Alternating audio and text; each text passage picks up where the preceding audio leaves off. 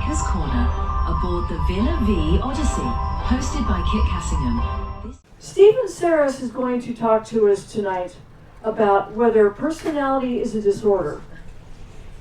Now, I know in computer programs and things that we use technology-wise, we wonder if it's a bug or a feature, and I'm wondering if this is the same sort of question he's going to discuss. He says it's nature versus nurture, or judgment versus acceptance, to be or not to be. Those are the questions he's going to address. So come up here and address away, sir. Welcome. Hello? Okay, it's working, good. All right, now, a few of you were able to attend the lecture I gave a month or so ago about narcissism. And a lot of people came up to me and asked me questions about it. And I realized there's a lot of interest in narcissistic personality disorder. There's a lot of interest in borderline personality disorder and obsessive compulsive personality disorder. And so that the question then became, are all personalities a disorder? Okay? I mean, is it possible to be a narcissist and not have a disorder? Okay, is every narcissist in our lives, disordered, toxic, or whatever? Okay, so that's what sort of fed this particular talk. What disorder means is just what it sounds like. It's things are not in order. And so the concern about narcissists is that even though everybody else may think they have a personality disorder, they don't see it as a disorder. That's just who they are, okay? So that's the question, is do people not recognize it as a disorder? And if you don't feel that your life is out of control or dysfunctional, is it really a disorder? So that's really what the question that sort of prompted this this lecture tonight, this discussion tonight. I'm going to go back to the beginning of the 20th century when Freudian psychology was first being developed. And if you ever knew anybody who subscribed to the Freudian psychology, psychoanalytic theory, everybody was neurotic. We all had neuroses, okay? And that word was being thrown all over the place. And again, it was a question, is this normal or is this abnormal? And so we were all talking about, in the 20th century, we were talking about the id, the ego, the superego. Were you fixated in your oral phase? Were you fixated in your anal phase or your genital phase? And what was unconscious and what was conscious, and what did we have to sublimate, or what were we sublimating? I mean, these were the terms that were really, really big in the 20th century, especially the middle of the 20th century. But by 1970, the DSM decided neuroses no longer exist. It's just not a thing. Okay? They just got rid of it altogether. And by the end of the 20th century, I don't know how many therapists were actually doing psychoanalysis. I don't know if anybody is still doing that. In this room, we're doing psychoanalysis.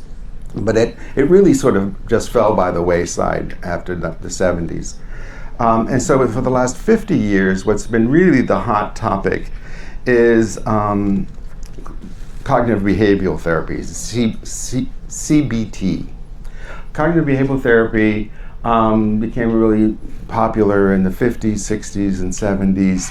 And what it said was that our thoughts are what's causing our problems. And if we could just simply retrain our thought processing, then we wouldn't be in a disorder.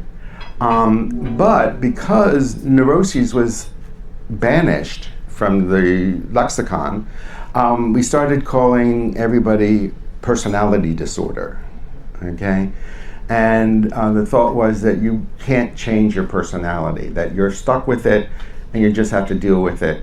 But CBT was your thoughts can be retrained. One of the best examples of reframing, which is another term, I don't know when that reframing actually started to be used, but I didn't really know about reframing until the beginning of the 21st century. But I had a friend who lived all of his life believing his father hated him. When the boy was a teenager, he was in a boat with his mother, his father, and his younger brother. And the storm started to go, and the boat was unstable, and everyone was afraid that they were going to drown. And when that happened, the father told the older son, get out of the boat and swim to shore. And so this boy carried this trauma all of his life. When I met him, he was in his 50s. And he was traumatized by this, his father hating him so much that he wanted him to just get out of the boat. And what this guy was able to do in his 50s was to recognize that it was the exact opposite. The father saw the 3 other people in the boat, and he knew the only one who could make it to the shore was the older son. And at least the older son would be saved. And once that guy realized that that's what happened, it changed his life. He had carried around this thought for so long, and his life was premised on the fact that his father hated him. And then he could, when his father died, when the guy was in his late 60s, he was able to really appreciate his father. And that's what CBT does. CBT makes you reframe the story that you've been telling yourself and all that trauma. Okay? And the question is, do you have an innate personality, or are you taught, okay, this nature nurture kind of thing? And one of the examples that I wanted to use is when you go to somebody and say, well, which of these buildings, you just were in Manila, you say, which of these buildings is the biggest building? Okay? There are going to be those people who are going to look at the building and see, oh, this building is 67 stories tall, so it's the biggest building. And then somebody else will say, no, the warehouse, which is 3 blocks long, is the biggest building. And then there's going to be the third person who says, well, which one has the most square foot? That's the biggest building. Again, so that's the thing is that with perspective, we look at things and we answer questions with different criteria. And that's how we develop our personality. Another example is when I'm in Europe and I ask somebody, how far is it from here to there? They'll usually say, oh, it's an hour and a half drive. Or they'll say it's a 3-hour flight. Okay? In the United States, where we all are on the interstate, and we say, oh, from this exit to that exit is 150 miles. Or it's, 1,000 miles. I can get 1,000 air miles when I fly to this place. Okay? I believe that's going to change, because nowadays everyone uses GPS. And GPS tells us how many minutes it's going to take you to get there. That you'll arrive at 3:45. And so I think Americans will start doing the same thing. They'll say, oh, it's 35 minutes away.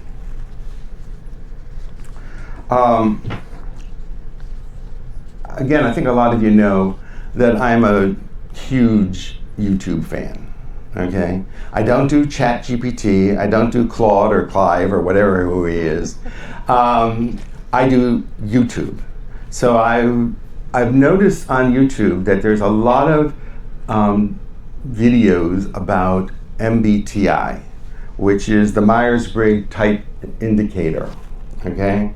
And the Myers-Briggs was developed around the Second World War by a mother and daughter team who were influenced highly by Carl Jung. And they started this because during the Second World War, when women were joining the workforce in large numbers, they developed this to determine which was the best occupation for a certain personality. Were you better suited to be a secretary? Were you better suited to be a nurse? Were you better suited to be a riveter? And so they developed this, and it became very popular in the 21st century. In fact, I suspect that a number of people in this room actually took a Myers-Briggs test when they were working, because it was used by human resources to determine, were you the right fit for this position, whatever position you were interested in, or whatever position they had open. So I assume a number of you here know what your type is, but for those of you who don't know your type, it's actually got 4 axes, and you are one end of the axis, or the other end of the axis. And the problem with the Myers-Briggs test is that it's never truly been studied. There's no real good evidence to suggest that you're a better worker if you know what your Myers-Briggs type is. But that hasn't kept a lot of consultants from using it. So it's still being used today, and as I said, there's a whole bunch of YouTube videos on Myers-Briggs types, and so you can test yourself and you can find out what you are, and you can find out what your actual personality is, okay? Now again, since there's 4 axes, and you're on one side or the other of the axis, there are 16 possible types. And if you divide 16 into 100%, you should have about 6% of each type in the population. Well, according to Myers-Briggs research, there's one type that's like 20 or 25%, and there are 2 types that are less than 1%. So the question is, why is it that one type is so very, very popular, and 2 types are, dying for participation? And again, is it because you're born with this Myers-Briggs type, or you have learned to do a Myers-Briggs type? Okay, so the first axis in the Myers-Briggs is introversion and extroversion. I would say most of us here know what an introvert is and what an extrovert is, and I'll be discussing that more later on in the discussion. The second type are sensing or intuitive, okay? And the way Myers-Briggs defines sensing, it's experiential. What is your experience? What has gone on in the past? What is going on in the present? What is something that is solid and tangible, and you can sense it? While the intuitive person tends to be much more idea oriented, or information. I was told this, okay, or I read this. They have trust in their memories and those kinds of things. So those people are the more intuitive people. And then the third axis is thinking and feeling, and the thinker tends to deal with facts, deal with logic, tends to be a little bit more detached. While the feeling personality is more opinion-oriented or empathetic, compassionate kind of feeling. They feel that this is what's going on, as opposed to looking at, 98% of the time, it doesn't rain on Tuesday, Okay. And then the fourth is judging versus perceiving.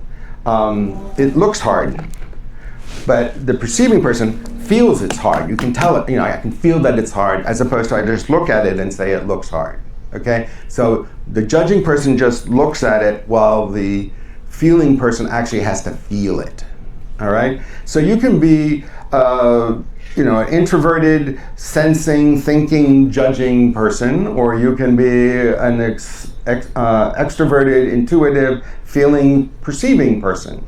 Okay, and it doesn't, and you don't win any prize for being any one of these. Okay, all of them have their really good benefits, and all of them have some really toxic effects. Okay. So that you shouldn't say, well, I'm better than you, unless that's your personality, okay? To say, I'm better than you. But really, no one is any better than anybody else in that 16 groups. As I say, one group is very popular. One group is like 20-25% of their population. I don't remember off the top of my head which one it is. I'm not in it. I can tell you that right now. Okay? All right. So I'm going to go back now and talk about extroversion and introversion. As I said, both of these terms have been really popular in the last several years. And I will confess that there's a little game I play where I meet somebody on a cruise ship and I say, is this person introverted or is this person extroverted? And I put them in team extrovert or I put them in team introvert. I don't tell them which team I put them in, but I know what team they're in. Okay? And so most people, when they think about extroverts or introverts, they think about somebody who's, the extrovert is very social. They're the social butterfly, while the introvert is exceedingly shy and doesn't want to talk to anybody. The extrovert will seek a crowd, while the introvert tries to avoid the crowd.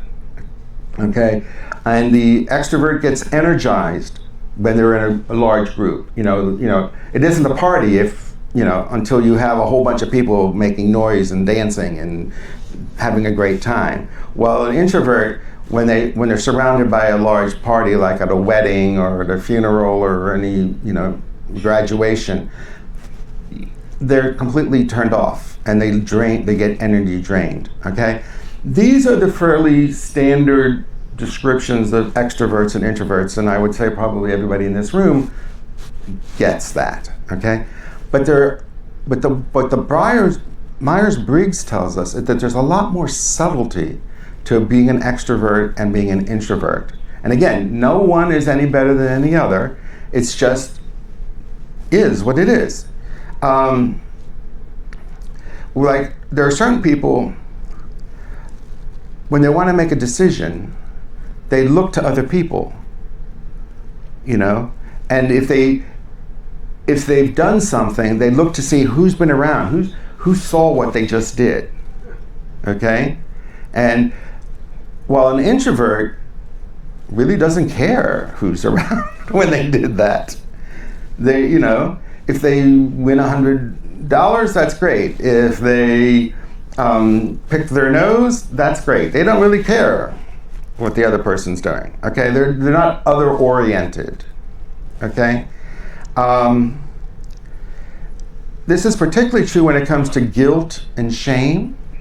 Okay, an extrovert tends to feel guilt.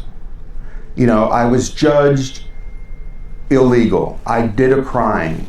I'm going to have to pay a penalty for the crime that I did. While the introvert tends to have more shame. They know that they have violated their personal values. They know they took that $100 bill, even though nobody else will ever know they took that $100 bill. Okay? That's the difference between an extrovert and an introvert.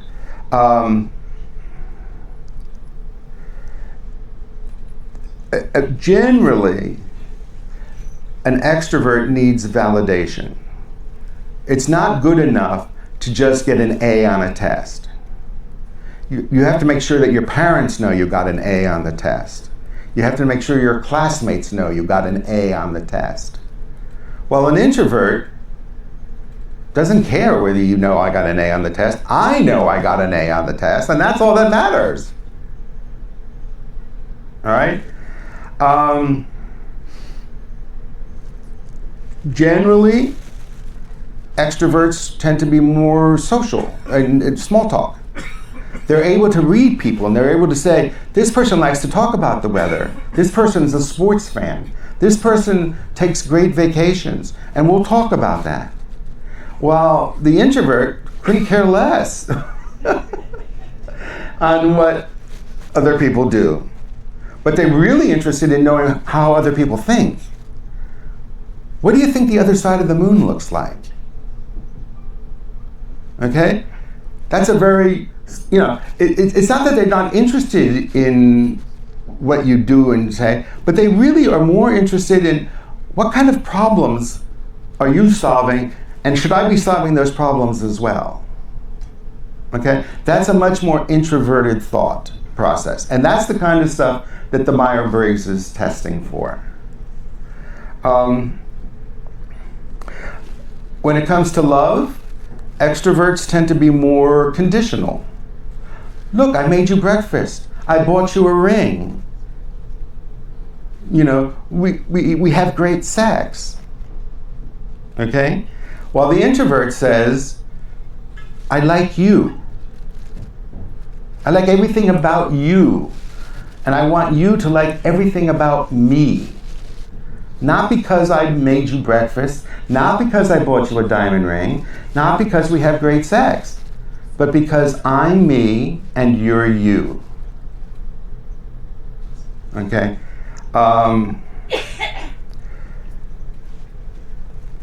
This is going to probably be the most controversial of things, but boundaries.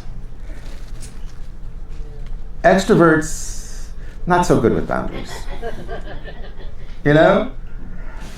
I love visiting people, and I'm just going to go visit you because I love visiting people.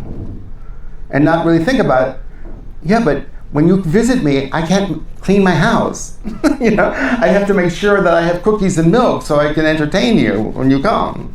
Please let me know you're coming. Okay? Well, the introvert says, well, I'll get around to you when I see you. And when I see you, I like you, but, I don't feel the need to see you again. And please don't come visit me without letting me know. Okay? So that's not always the case, but it's generally the case. This is my favorite. When you're in a relationship with an extrovert and they have issues, an extrovert is that doormat.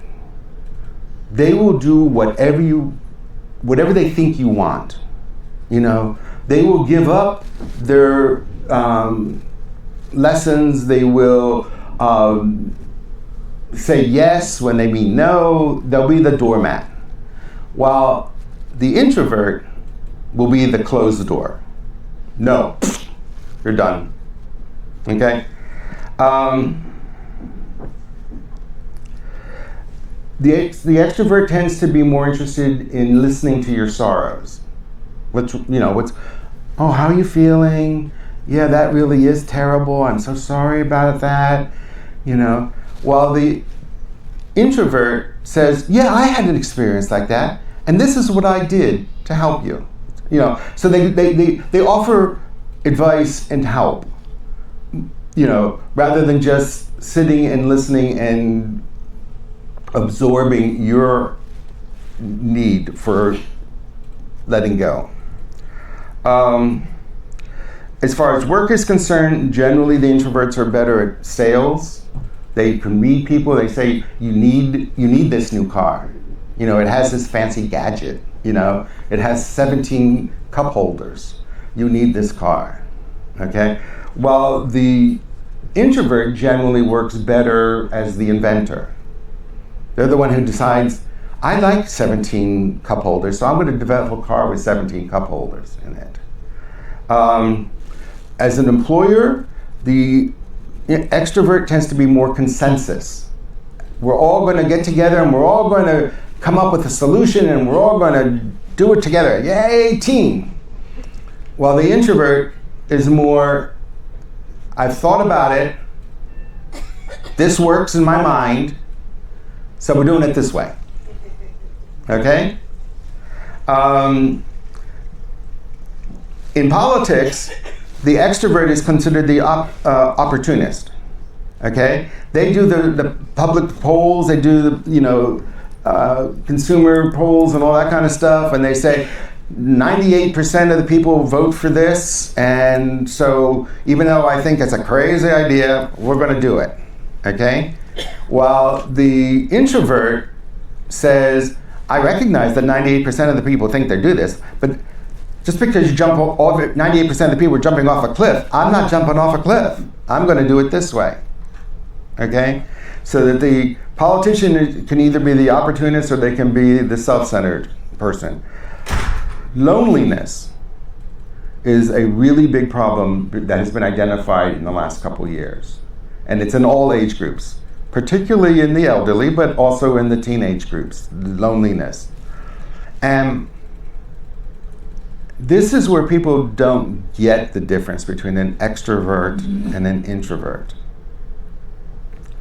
An extrovert is lonely because they aren't getting any energy from the outside world. They're not getting any validation. They're not getting what they need from outside. And that's why they're so lonely. Okay? And they can even be in a crowd. They could be part of a church, or they could be part of a political party, and they still feel lonely because they're not getting what they need from all those people. While an introvert can spend a lot of time alone and not be lonely at all. They find that there's so many things to think about. When I was in school, we talk about contemplating your navel. Okay? People who are introverts are perfectly happy contemplating their navel. I don't know if you figured it out or not, but I am actually an introvert. And I actually like to sit.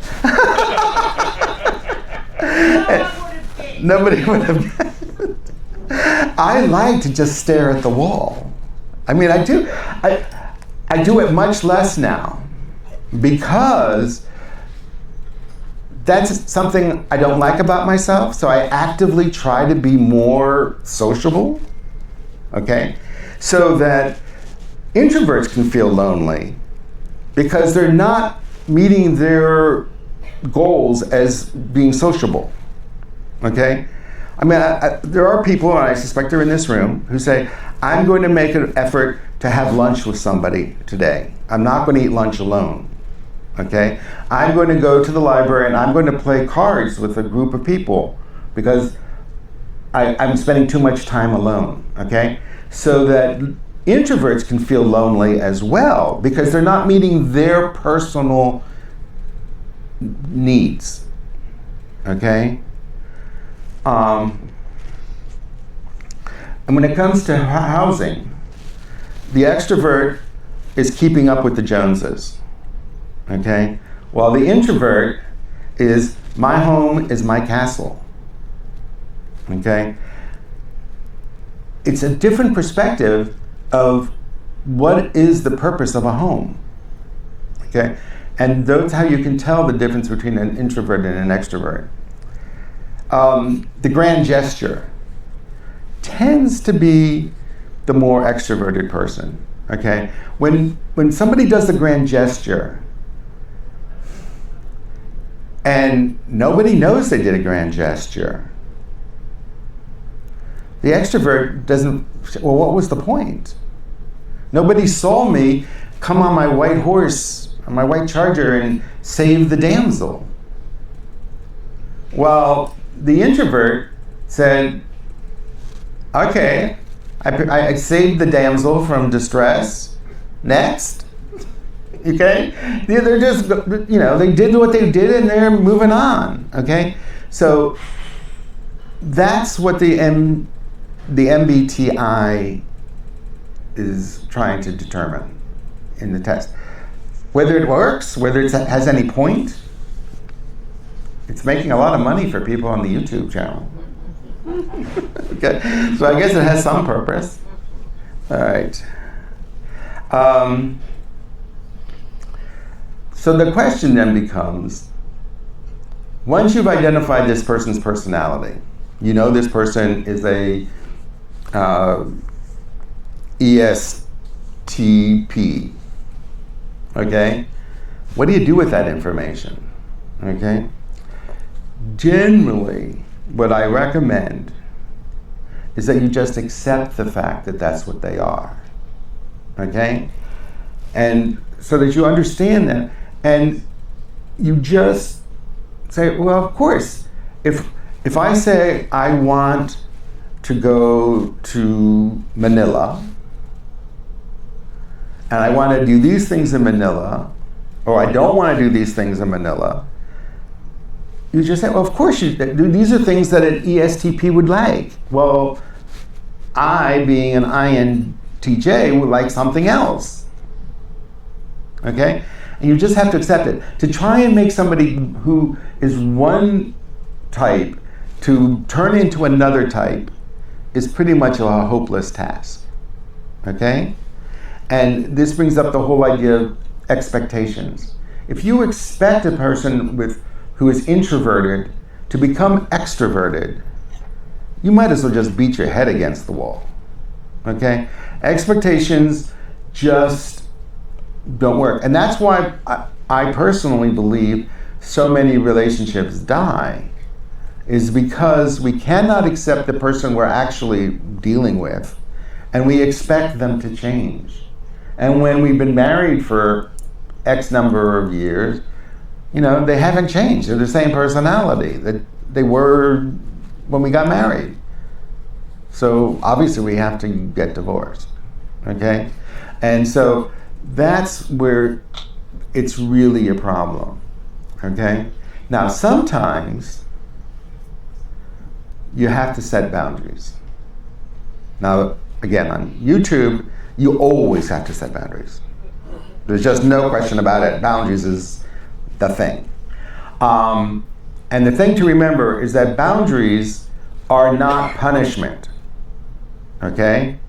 You don't stop talking to somebody because you want that person to feel hurt, or to feel ashamed, or to feel unloved. That is not the reason why you stop talking to people. You stop talking to the people because you have nothing to say to them. Okay? If you honestly believe that you can help that person with their personal struggles, or they are an extrovert and they want your opinion, by all means, talk to them. Explain it to them. But once you've delivered that, you can't say, well, it wasn't a success because they didn't change, or they didn't take my advice.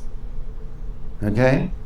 And that's what we mean by a boundary, is to recognize the fact that you gave advice, but the boundary is that you can't expect them to take the advice. That advice is just type of hanging out there, and they take it if they want it. Okay? And so the other thing that explains boundaries is that a boundary is something that I do. It's not something that you do. Okay? If you're yelling and screaming at me, okay, I don't say, you're not allowed to yell and scream at me anymore. Okay? But I can say, I'm not going to stand here while you're yelling and screaming at me. I'm going to go to the next room, or I'm going to read a book, or I'm going to look at my phone. Okay? But I'm not going to yell and scream back at you if you're yelling and screaming at me. Okay? And again, depending on the kind of person you are, like, as I say, a person who's an extrovert would probably say, I'm only going to go out one night every week. I'm not going to go out 5 nights a week anymore. I'm only going to go out one night a week. Well, if somebody who's an introvert says, I'm going to force myself to go out one night a week, or maybe one night a month.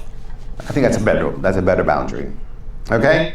So you have to know what your own personality is so you can decide what boundary works for you. Okay? And if you set the boundary that dinner's at 8, you serve at 8. Whether the person shows up at 7:30 or the person shows up at 9:30, you serve dinner at 8. That is the boundary. Okay? You don't slam the door in their face when they show up at 9:30. You just simply say, how lovely that you came. You want to help me with the dishes? Okay? And you have to be consistent. Okay? If you set a boundary that is willy-nilly, then you've taught that other person that the boundary really doesn't exist. And so they will cross that boundary ad lib. Okay? But if you set the boundary every time, eventually the dumbest person in the world will recognize, oh, that's not going to work anymore. I'm going to stop showing up an hour and a half late or a half an hour early, because that boundary is not, that boundary is being kept. Okay? And so you have to decide for yourself, what is your personality? I mean, if you're a person who actually likes revenge, you like competition, you like control, by all means, use those as boundaries. Do as much revenge on your friends as you want. Be in as much control of your children as you want. Be as competitive with your coworkers as you want. But you also have to go by the consequences. Because eventually, those people are going to set up boundaries and say, I'm tired of the competition. I'm tired of the control. And you can't take revenge on me because I'm not going to have anything to do with you ever again. So, to be or not to be. Should you be who you are, or should you not be who you are? And if you don't like who you are, and you accept that you don't like who you are, then by all means, set new boundaries to try and change it. I know I have. As I said, I'm a horrendous introvert. But I've had people on this ship say, I don't think you're introverted at all, because I fake it. I really do. I'm terrible at it. As long as we have this much space, I'm okay.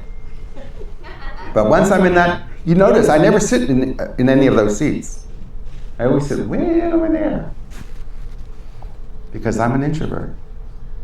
And that's a boundary I can keep. Thank you for listening.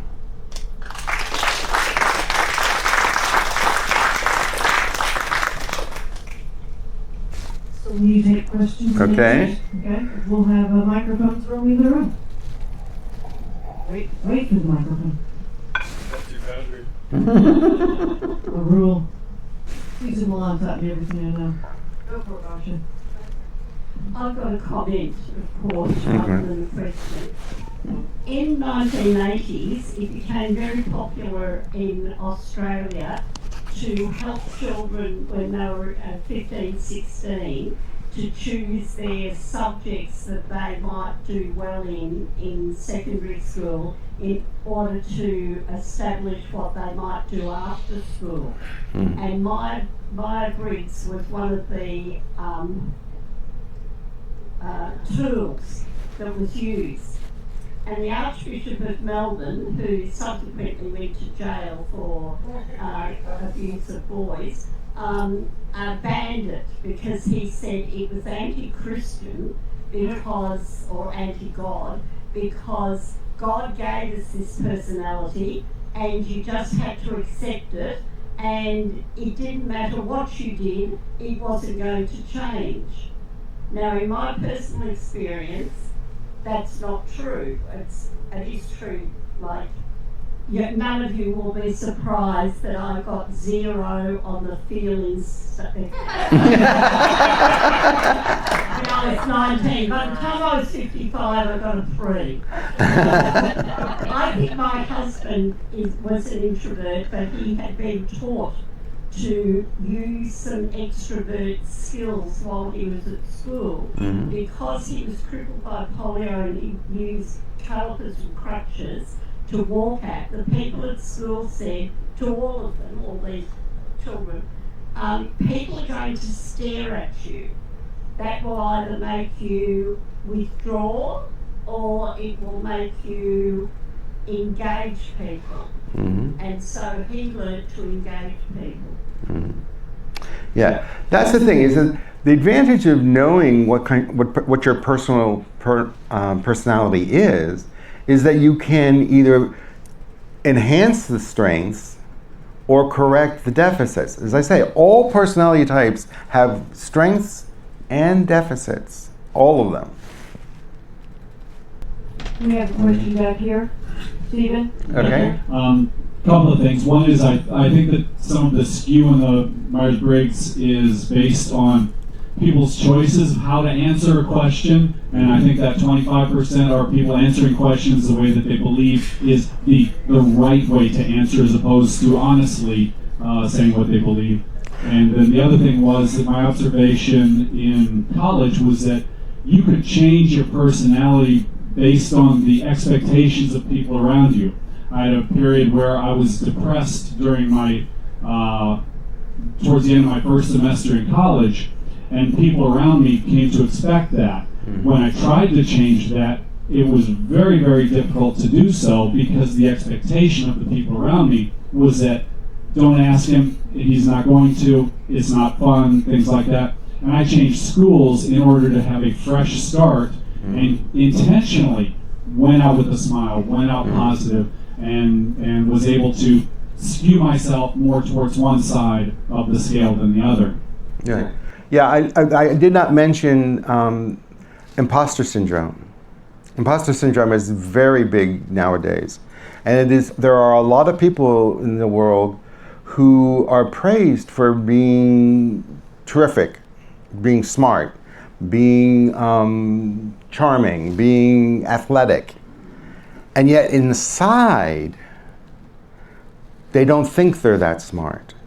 They don't think they're that good at sports. They don't think they are very good artists, okay? And so they have great success, but in themselves, they feel they are a failure and they're pretending that this is all just a facade. And when that facade breaks, so does the person. Next. I had a comment about. Could you hold that more in your mouth? Oh, okay. Turn it on. Okay. I had a comment about situational adjustments. Mm-hmm. It's on. Yeah. So I wanted you to comment on being able to situationally adjust for a particular short period of time based upon the situation. More maybe for adult situations and youth situations, especially a work situation where you need to perhaps present and a more expressive external competence or leadership, but inside you are a different set of attributes. Exactly. Okay, what he's talking about is faking it. Is what he's talking about. You know that you find this subject boring. And yet, when you are at a cocktail party or you're at the boss's house for dinner, you act as if you were interested. Or you're an introvert and you don't like weddings, but you go to the wedding and instead of sitting at your table being you actually are charming and interesting. And everybody thinks, oh, he's so good at weddings, okay? Yes, that's, to some people, that's being untrue to themselves, But to most people, that's just being normal. That you suck it up, you hide your defects. That's, at least the Americans I know, that's a fairly common way to go. So you play the room. Good evening, Stephen. Yes. I'm sorry I was late. I was getting some work done for a very demanding theater director. So I got a little bit late. Yes, for those of you who don't know, I'm such an introvert that I'm not only speaking tonight, but I'm also directing a play on the 15th of June. And I paid him to mention You it. mention the author while you're Oh, yes. Eileen Einholz, I can't pronounce her last name. Einholz. Marty wrote the play and did the artwork. very beautiful. You got to be there on the 15th. But that wasn't why I raised my hand. Of course, I experienced Myers-Briggs quite a bit in the workplace, decades ago, too. And we were always taught that it was a tool for not necessarily analyzing ourselves, but seeing where we fit in and working with other people, as you mentioned. Mm-hmm. And I would assume my takeaway, and I don't know if you would agree, is that many people have different degrees. Nobody is a total introvert, nobody's a total extrovert either. Right. And so the main thing to do is identify where you're at, and then also identify the people you're working with. Is that what you would say? Yes. Yes. But I also think that it's really important when you're in a relationship. I mean, I don't know how many arguments people have because they refuse to accept the fact that the person they're talking to is a ESPT, okay? As opposed to a FIU2. I think if you understood what the person you're talking to is like, you make the arguments, you make the compliments jive with the person you're talking to. Is that it? Quick one. Yes. I think these were developed originally in about the 1930s, right? Around the Second World War, yeah. And a few people mentioned, when you did yourself, faking it. Mm-hmm. The original tests were all paper, and they attempted to eliminate that. I haven't worked with any of this stuff since the 70s, but with computers nowadays, have they really improved it so that they adjust the questions to eliminate as much as they can the faking it? I don't know. From the information that I have, nobody has ever done a really good study about how valid all this is. It's more, if it works for you, keep using it. If it doesn't work for you, maybe you're a different type. And that's the thing is, people, as was mentioned earlier, people put what they think is the politically correct answer as opposed to what is the true answer. And what Myers-Briggs tries to do is they try to reword the question several times and see where you're inconsistent. Because you can't remember what was the politically correct answer that you did 50 questions ago. So if I can just put some context in, Myers-Briggs says there have been thousands and thousands of research pieces using the Myers-Briggs. And what it really does is it just compares all of your answers to thousands and thousands of other people's answers with different personality constructs. Mm-hmm. And they also talk about, you don't, like you said, I think somebody said, people are at different levels on all aspects of personality that they measure. So it comes out with a graph that compares your answers to thousands and thousands and thousands of other people's answers and what their personality characteristics are. And there have been gazillions of studies that have reduced the bias in the Myers-Briggs. It's a very heavily researched. No, I agree. What the research that you do, but I don't know if anyone's actually ever really looked to see if one type really does succeed better in a job setting, in a work setting. It doesn't speak to. It doesn't speak to whether it works. It just tells you it tells you what the type is. Right, it just tells you where you are, but it doesn't tell you what to do with that information. No, it doesn't even try to tell you what to do with that information. Right. It just compares to thousands and thousands of other people and how they respond. Put you in a hole. No, it's a much more descriptive than a whole. Yeah. Question back here. Hi, Steve. Yeah. Do you? I guess the question I'm trying to ask is if you never took a Myers-Briggs in younger years, but took one in older years, do you think that there's a difference in that, or do you think people can change from taking it as a younger person as opposed to taking it later on? The information I have from YouTube is you will have the same Myers-Briggs type when you're 20 in college as you will when you're 50 in the executive office. But I don't know, do you know? I haven't studied it. Yeah.